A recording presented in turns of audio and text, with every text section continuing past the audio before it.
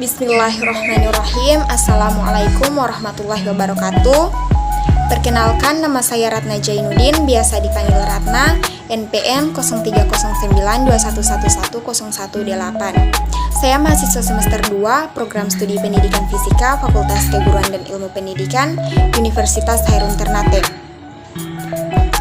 Baiklah teman-teman, di sini saya akan mempresentasikan tugas kimia dasar 2 saya dengan judul reaksi redoks. Dosen pengampuh Nur Asbirayani 5 Tahu, SPD MSI. Oke teman-teman, sebelum kita mempelajari lebih dalam lagi mengenai reaksi redoks atau reduksi oksidasi, sebaiknya kita mengetahui dulu apa itu pengertian dari reduksi dan oksidasi. Pasti teman-teman sudah tidak asing lagi dengan kata reduksi dan oksidasi ini atau reaksi redoks. Ada beberapa pengertian reaksi redoks. Pertama itu berdasarkan oksigen, yang kedua berdasarkan elektronnya, dan ketiga itu berdasarkan biloksnya. Kita bahas satu persatu. Berdasarkan oksigen. Berdasarkan oksigen ini, untuk reduksi itu dia melepas oksigen, sedangkan kebalikannya dari reduksi, oksidasi itu adalah menangkap oksigen. Contoh reaksi reduksi. Saya memiliki reaksi Al2O3 itu menghasilkan 2Al ditambah dengan 2O3. Dapat dilihat yang awalnya oksigennya itu berikatan langsung dengan Al2, setelah direaksikan Al-nya itu melepas oksigen. Itulah yang dinamakan dengan reaksi reduksi. Untuk contoh oksidasi, saya memiliki reaksi C ditambah O2 itu menghasilkan CO2. Karena oksidasi ini adalah reaksi yang menangkap oksigen, dapat dilihat yang awalnya C-nya itu berpisah dan setelah direaksikan dengan O2, dia menghasilkan CO2 atau C-nya menangkap oksigennya. Kita ke pengertian reaksi redoks atau reduksi oksidasi yang kedua, yaitu berdasarkan elektronnya. Berbeda halnya dengan berdasarkan oksigen, reduksi berdasarkan elektron ini dia menerima atau menangkap elektronnya. Sedangkan oksidasi dia melepaskan elektronnya atau reaksi yang melepaskan elektronnya. Contohnya dapat dilihat di PPT. Pada contoh reaksi reduksi berdasarkan elektron itu, Na plus ditambah E itu menghasilkan Na. Yang awalnya Na-nya itu masih terpisah dengan elektron, tetapi setelah direaksikan, itu Na sudah menangkap elektronnya. Untuk contoh reaksi oksidasi, dapat dilihat Mg setelah direaksikan menghasilkan Mg2+ ditambah elektron. Pada produknya itu Mg-nya sudah melepas elektronnya. Inilah yang dinamakan dengan reaksi oksidasi berdasarkan elektron. Oke, kita ke pengertian yang ketiga, itu pengertian reaksi redoks berdasarkan biloksnya.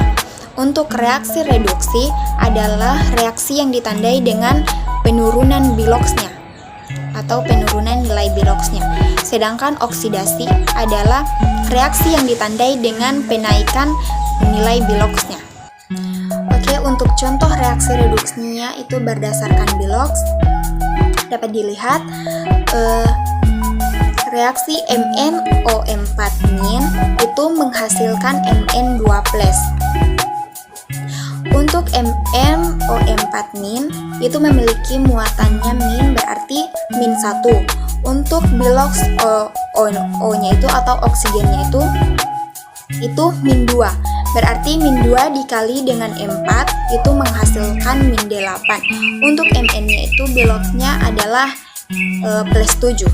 Tetapi setelah direaksikan, Mn-nya itu sudah menjadi Mn2+ atau memiliki muatan 2+. Berarti dari +7 ke pada hasil reaksi itu sudah menghasilkan +2. Berarti di situ sudah mengalami penurunan nilai biloks atau penurunan biloks. Nah, itulah yang dinamakan dengan reaksi reduksi berdasarkan nilai biloksnya. Untuk contoh reaksi oksidasi berdasarkan biloks ini, Mg itu setelah direaksikan menghasilkan Mg2+ ditambah 2E. Pada reaktannya itu Mg-nya tidak memiliki muatan atau sama dengan 0, tetapi setelah direaksikan Mg-nya itu sudah memiliki muatan 2+ atau +2.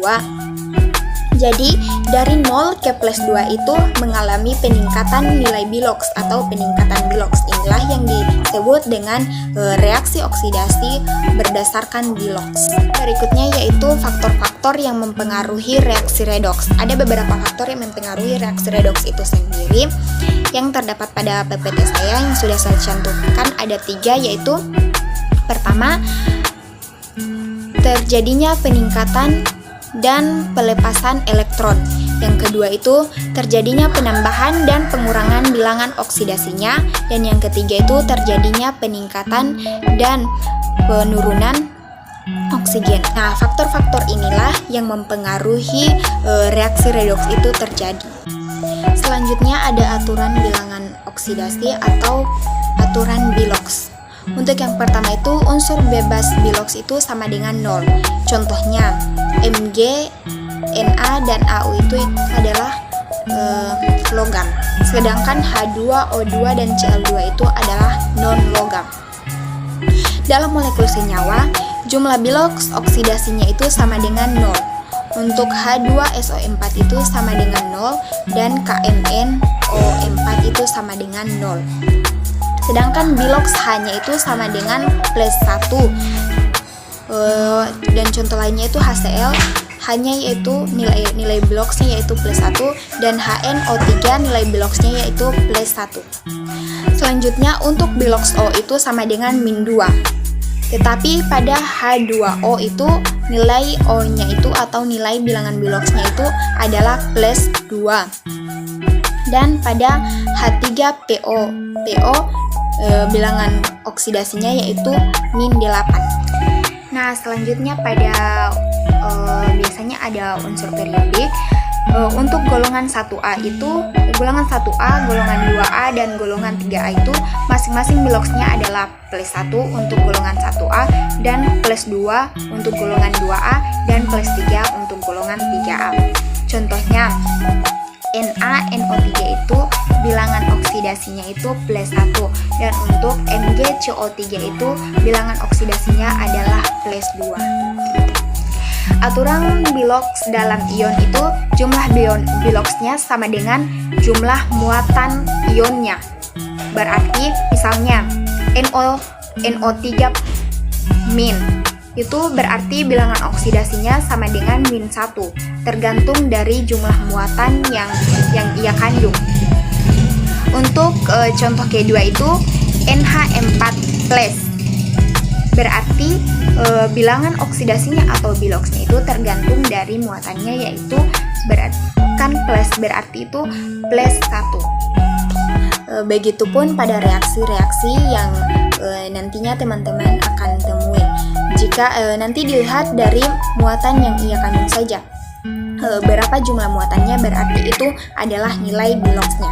Pembahasan selanjutnya itu penyetaraan reaksi redoks. Penyetaraan reaksi redoks yang di sini itu reaksi ion. Pertama itu samakan atom yang berubah biloksnya. Dan kedua itu cari biloks totalnya. Dan ketiga bikin jarak. Dan keempat bikin pengali. Dan kelima itu samakan muatan. Untuk keenam samakan H dan O-nya dengan menambahkan H2. Tapi ingat, untuk golongan 1A, golongan 2A, dan golongan 3A dan O itu jarang berubah biloksnya. Contoh soal itu dari Cr2O7 2- ditambah SO2 menghasilkan Cr3+ ditambah HSO4-. Setelah itu cari biloks totalnya atau cari nilai biloksnya.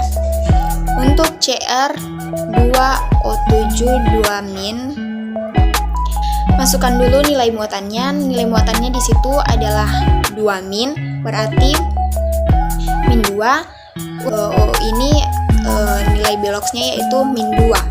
Min 2 dikali 7 sama dengan min 14. Karena O itu jarang berubah biloxnya, berarti yang dicari itu adalah CR dan S. Jadi CR-nya itu untuk yang pertama itu adalah plus 12. Untuk SO2-nya karena tidak memiliki muatan, berarti untuk O-nya itu kan untuk nilai bilox dari O itu adalah min 2. Berarti min 2 dikali 2 itu sama dengan min 4. Berarti untuk S-nya itu adalah plus 4. Setelah direaksikan menjadi 2Cr3+. Terdapat muatannya itu ada 3+, berarti 3+. 2 dikali 13 itu sama dengan plus 6. Untuk bilox HSO4- terdapat muatan min, berarti min 1. Untuk O-nya itu adalah min 2, berarti min 2 dikali 4 sama dengan min 8. Untuk H-nya itu adalah plus 1, berarti untuk S-nya adalah plus 6.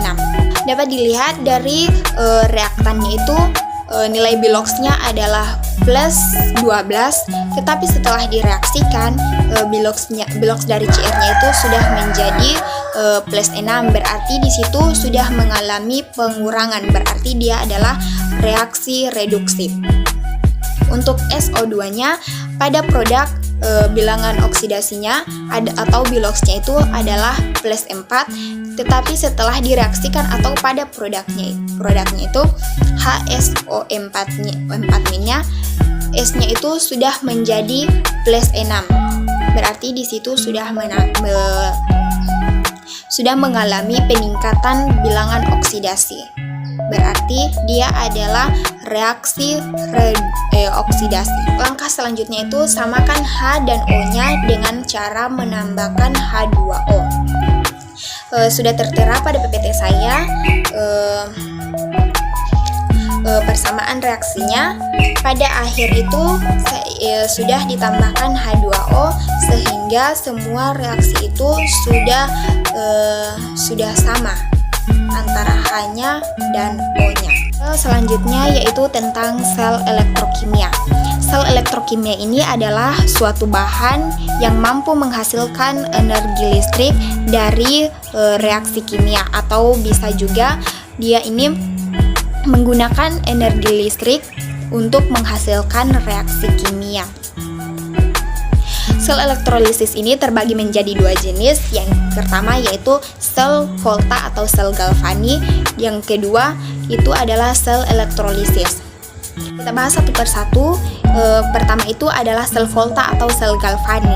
Sel Volta ini dia melibatkan reaksi redoks untuk menghasilkan arus listrik.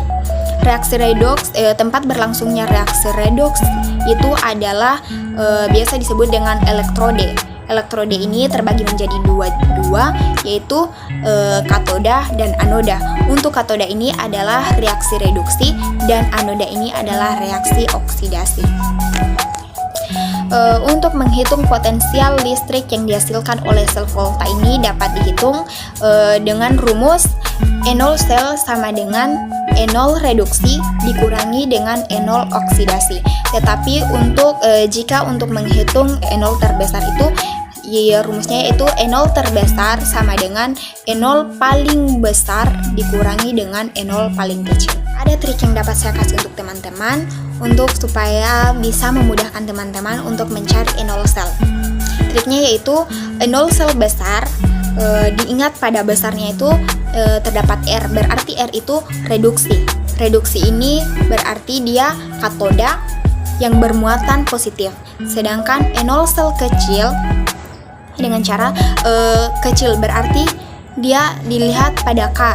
K-nya itu berarti oksidasi. Oksidasi berarti dia anoda dan bermuatan negatif. Trik itu dapat teman-teman gunakan supaya bisa mempermudah teman-teman untuk mencari E0 sel besar maupun E0 sel kecilnya. Untuk diagram atau notasi sel, teman-teman cukup ingat ada jembatan garang. Diumpamakan L itu adalah laki-laki, berarti dan ionnya itu adalah perempuan. Berarti laki-laki itu sebagai pelindung, berarti ditempatkan di ujung dan ionnya itu di tengah, berarti L ion L. Untuk L-ion yang pertama itu dia adalah anoda. Anoda di situ tadi adalah reaksi oksidasi, sedangkan ion L yang terakhir ini adalah katoda.